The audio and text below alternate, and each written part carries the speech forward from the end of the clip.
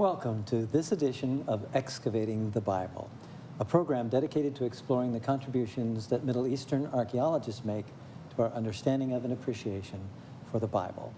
I'm Doug Clark. I direct the Center for Near Eastern Archaeology at La Sierra University, and I'm joined by co-host Dr. Larry Geraty, who is a professor of many years and an administrator and associate director. This is what I like the best, associate director of the Center for Near Eastern Archaeology.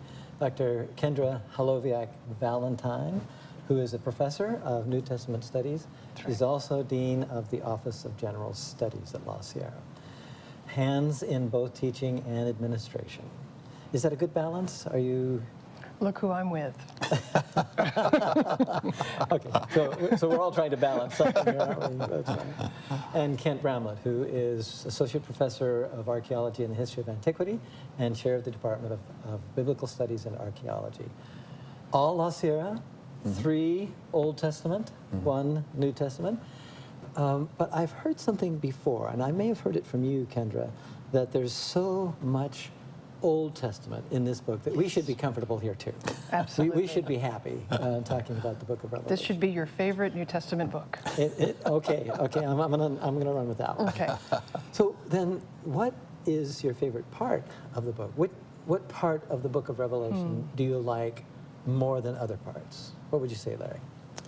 I like the way it ends, you know, the beautiful picture on a happy note, and the world's sort of all right with the world at the end. So this conclusion, this triumphant conclusion. Right. Kendra? I'm going to have to agree with Larry. The New Jerusalem coming down out of heaven from God, and the reminder so many times that God is with us, and the tears are wiped away, and just the hope for newness, and it's here. It comes down. The redeemed community don't go up.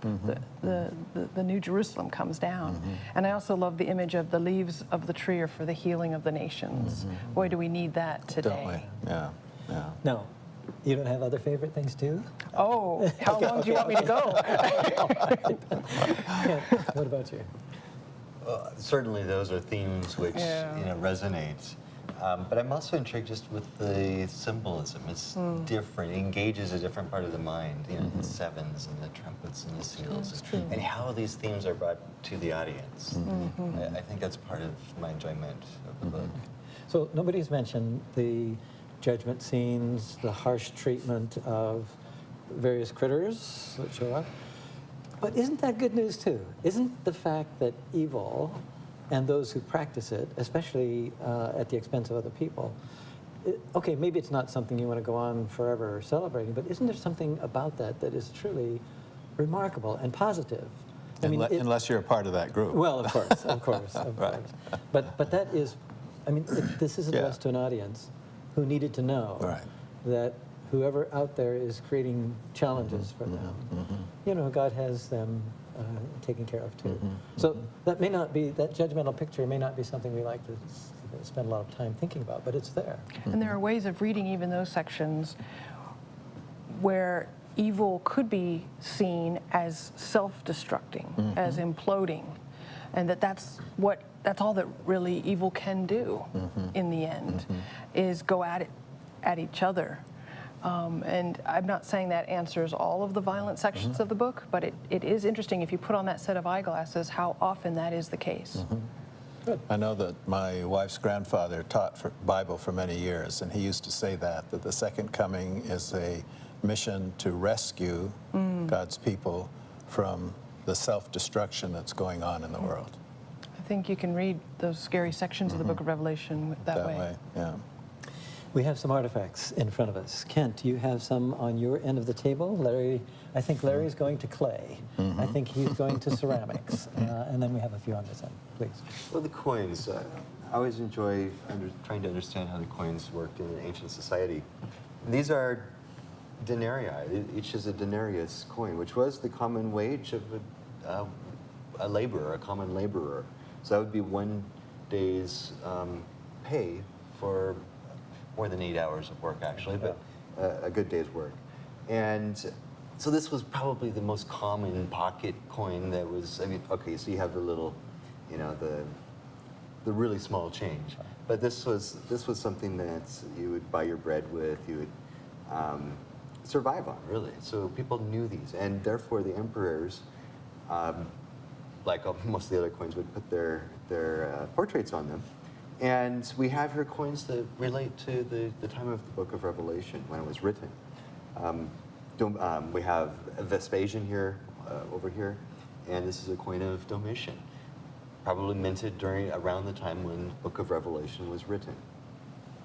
Other artifacts, of course, are also very typical of the Roman world. A helmet like this. We never think of Rome without thinking of a Roman soldier and what that meant for society, the people who were conquered. Also the stability of the Roman Empire. Vessels like this, which would hold precious materials, usually perfumes, oils, sometimes medicines. Again, making use of the extensive trade networks. We have evidence of spices coming from East Asia. So the Romans regularly traded with India. They had cities there where a lot of coins are found, on the Goa, the coast of I think India. we're going to come back to trade as we're looking at this section of the Book of Revelation. It's the concluding episode on Revelation, so we're looking at the last half of the book. And we're going to come to chapter 18 and what it says about trade. Larry. You know, pottery is ubiquitous in the ancient world for all the historical periods, and it tends to change and develop and evolve through time. And so archaeologists come to think of pottery as the easiest and best, and in some ways most accurate way to date the levels that we're excavating, because certain pots exist only in certain times.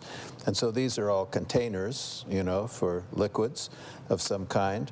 And here we have a cooking pot that is probably the most iconic vessel from the Roman period, because every household had a cooking pot that they fixed their meals in. And when you wanted light, you had to resort to a clay lamp that contained oil. So those are very common everyday things that people in the Roman period used. On this end of the table are metal artifacts. This is probably a cast metal of some kind. It's a door latch, a Roman period door latch. I would think that the audience of the Book of Revelation wouldn't misidentify any of these things. They would know exactly what they were all used for. And then a couple of keys. Keys show up in both halves of the Book of Revelation. We're going to come to that. Some of them fairly sophisticated, so interesting Roman ones. And then these three items have to do with worship. A candlestick, which is bronze, it's not a golden one. And then something related to maybe a censer of some kind, maybe incense. In any case, related to worship in the Roman world. So a lot of artifacts. I want to thank Christina Reed, Assistant Curator of the Center for Near Eastern Archaeology, for putting this collection together for us. Now we turn to the book and do some slides to illustrate that. And as we always do, we orient ourselves geographically or geopolitically. So this is the geo part. We're going to come to the political. Kent, what do we have?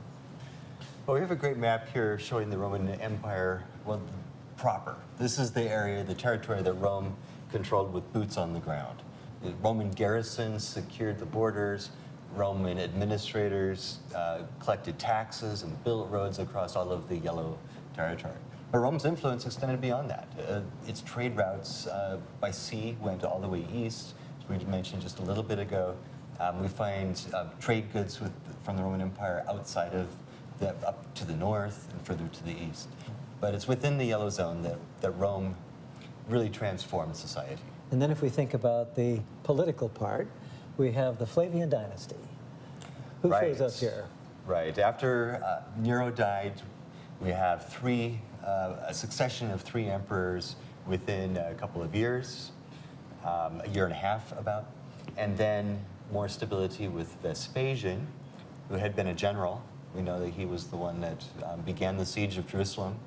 Had to go back and become emperor, so his son Titus took over. He was one of the most popular emperors, but died suddenly of an illness. And then Domitian, his brother actually, another son of Vespasian, became emperor and was emperor for about 15 years. So we are going to look at busts of these various emperors in the same order that you listed them. And this group, a total of about a year and a half, something like that. And then longer and more extended time periods for the others. I think we missed a slide there. Here we are. Okay. So, and you've talked about them, so it's nice to have some kind of face to put with these names that we read about historically. And would you say, Kent, that they are pretty accurate, pretty descriptive of the people? I mean, the carvings, the coinage, and so on? They seem to be. I mean, we can recognize the facial features. They were made during their lifetimes. We also have verbal descriptions. Suetonius describes the features of these emperors, and it matches quite well. Yeah, that's good. Some issues, Kendra, we turn to you to help us think about the questions of background, major issues. We'll turn to the outline in a minute. What can you say about this book that would kind of give us an entree into the book, maybe help us understand it a bit? Or at least a conclusion? Yeah, that's true. That's true. We're moving to the conclusion.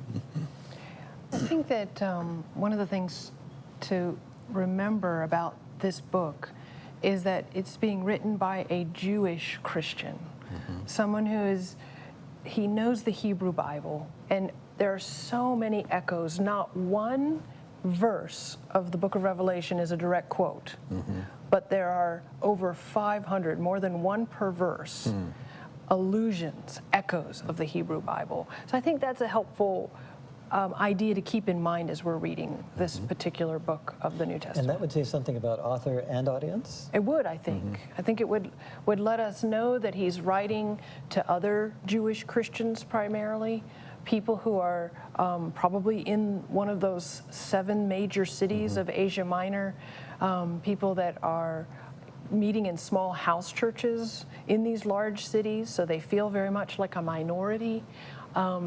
Things that are going on around them, they're very aware of. And in the midst of all of this, they receive a Jewish apocalyptic Christian work where instead of it being a typical apocalypse where there's this great battle in the middle of the book between good and evil forces, instead, the focus of the book from the very beginning to the very end is a lamb slain. And it would just be such a rethinking of their assumptions about what is power and what is the most important value in the world. Maybe it's not power after all. Really jolting then. A real critique of the Roman Empire. Yeah. So the outline in the first half of the book is, I've left this in the white font here because we have talked about this part before. But it starts, as we've talked before, with this invitation and this description of the Lamb and so on. Well, of Jesus in the church, and then moves to the 7 churches. But it's the second half that occupies us for this episode. What do we have here, Kendra? The middle of the book is chapter 12, the very heart of the book. They overcame him by the blood of the Lamb. That's the middle verse of the book of Revelation, and it's found in chapter 12. So after you have this sort of songs of victory because of the Lamb's ability to conquer, then we meet the dragon and the 2 beasts, and so you get this sense of symbolic. I liked your appreciation of the symbolism, Kent. There's this symbolic way of talking about evil, and you've got the dragon, but then you've got these 2 other evil entities. You've sort of got a trinity of evil and a trinity of goodness going on and battling in this book. And so coming first out of the sea and then out of the land, you have these beasts. One seems to be sort of political power, and the other more of a religious endorsement of that first power. Would the first century audience be quick to make applications of that. I believe so. In their time. I do not believe this is that the way to understand this is to think of a puzzle or a code. I think it's just the opposite. I think this would be very obvious to the people of its day, and I think it's more helpful to think of it as an extended narrative with hymns throughout, or a work of poetry, a poetic narrative, perhaps.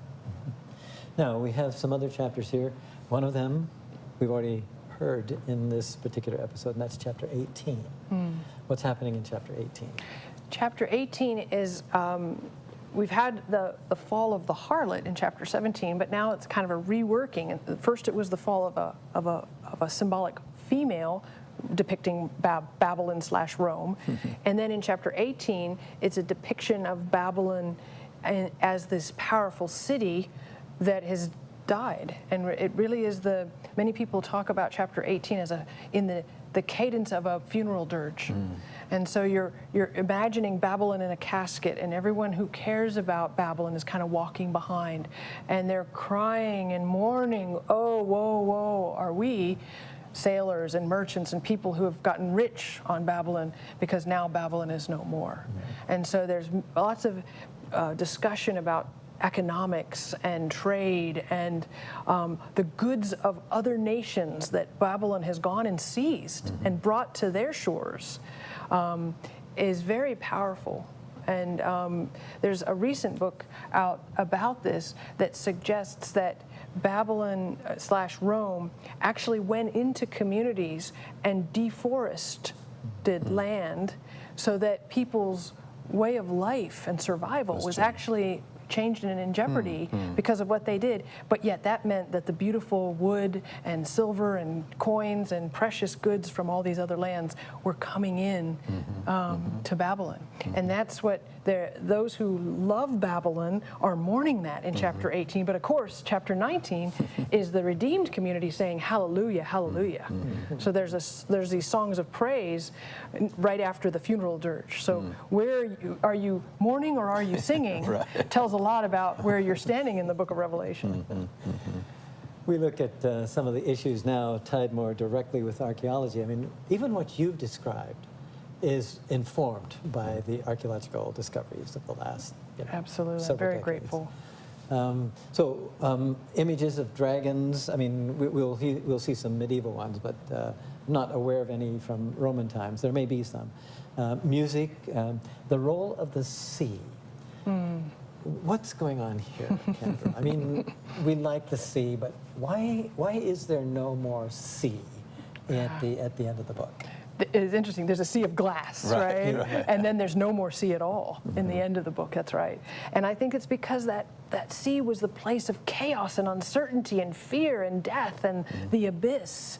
And that idea of the underworld in a three-tiered universe, that was where the dead were. And so you can't have that anymore in the book of Revelation where everything is given new life. Okay, let's look at one of the medieval maps. Yes. Does this kind of support what you're talking about then? I think so. The chaos and the sea monster. Right? Coming up from the sea, called forth by the dragon. So then basically there is no more sea means there's chaos is gone. And no more sea monsters. No more sea monsters. A No more tapestry, death. medieval, also a tapestry here, showing these sea monsters. This is early. This is before some of the charts some of us grew up with. But illustrative, I think, in many ways. Okay, this one is dedicated to you, Kendra, because it is women musicians, Roman musicians, but you've talked a lot about, and you've studied a lot about the music and the hymns of the book of Revelation. More scenes of worship and singing in the book of Revelation than scenes of judgment. And so many people grow up with the book of Revelation not realizing that. And 16 hymns are scattered throughout the book. They're not just at the end. They're at the very beginning, chapter 4, and they're scattered all the way through. And my interpretation of that is that throughout whatever life is bringing us, there's singing. And I'm so moved by people in our world today who protest evil by singing. I think of we shall overcome someday. I think of those people in Czechoslovakia who started their marches in churches and moved out from there into marching in the streets and in the neighborhoods. So there's something powerful about that, and I see that as part of what the book of Revelation is doing. The people reading these words are people who are in small house churches in the Roman Empire, and yet their worship included these hymns of singing and protest and comfort and hope for the future. I find it very moving. Is there a favorite of those, or all of them are special? It's a very good question. There's a couple of solo songs. The one in chapter 12 that I was referring to earlier is very moving. I love "The Worthy is the Lamb" in chapter 5. Probably because I have Handel's Messiah going through my mind and because of so many experiences with students where I surprise them. They don't know that I've worked it out, and when we get to that part, I just have all around them the "Worthy is the Lamb" from Handel's Messiah when we're reading those sections together. Yeah. So I have so many good experiences of that, but who knows what that will be like to experience it. Right. But it's also, I think the hymns are those moments where the time and place are movable, if I can say it that way, where we're in the future and the present and the past all simultaneously. We're in heaven and earth simultaneously. There's the thin wall between heaven and now when we're singing those hymns. Other musicians, these are not Jewish musicians, but Roman ones. The double pipe shows up a lot, drums, and musical instruments. Okay, temple. The temple has a long history biblically, going back to Tabernacle, to Solomon's, to Ezekiel's. People don't think too much of Ezekiel's, and then Herod's, and then from the Qumran community among the Dead Sea Scrolls, the Temple Scroll, an enlarged one. The temple shows up in the book of Revelation in a couple of ways. How is that so? In chapter 11, there's a discussion of measuring the temple, which most commentaries suggest is a way of saying protection. If you're measuring something, you're protecting it. And so there's a way of thinking about the measuring of the temple as saying we're protecting the people, sort of like numbering the people in chapter 7 earlier in the book. So that's that scene there in chapter 11, and very interestingly enough, at the end of that chapter, it will say the one who is and who was, but it will note the hymn there will not say who is to come. So there's this idea that this is parousia. This is God has arrived at the end of chapter 11, and now then we get to chapter 12, and you're kind of backing up and looking at things from another angle, and meeting Michael and the lamb and the beasts. But it's very interesting that in some ways the book of Revelation and the measuring of the temple and the two witnesses, that section is sort of bringing you to the conclusion of the book. But that's not the final word. No, the temple. that's true. So what's the final word? The final word is what we were referring to earlier. One of our favorite parts for Larry and for me is that New Jerusalem scene in chapter 21, where it's a way of saying God is with God's people and will dwell right with them. And then you begin to hear the description of the New Jerusalem. Its gates are always open. There's 12 of them also. Right. 12 foundations, 12... The number 12 is repeated over and over again, and even including the thickness of the walls are 144 cubits. Have you heard that number before? And so these ways of talking about the sets of 12, the number meaning the kingdom of God, God's people kind of idea, used throughout the description of the... But no temple. No temple. Right. The Jerusalem is referred to, but there is no temple. Why? Because God is the temple. Is there fulfilling purpose of the right, temple. there. Right. Inscriptions. We have a number of inscriptions, Greek texts of the book of Revelation, and a couple of them that are really interesting, and I think we might even have time to talk a little bit about how scribes heard what they were listening to and wrote down sometimes something different. So let's think about that. Codex Sinaiticus, Kent? Yeah, How important is this? it's one of our early manuscripts that included both testaments. It's, of course, then, in the 4th century, I guess. Is it the oldest virtually complete Bible?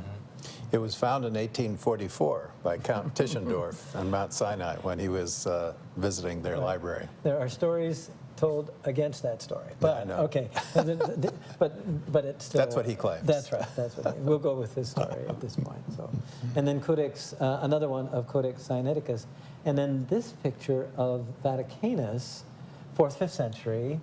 An interesting note in the middle of this. Kendra, what does that translation say of some scribe put it in there? What did he say? Fool and knave, leave the old reading and do not change it.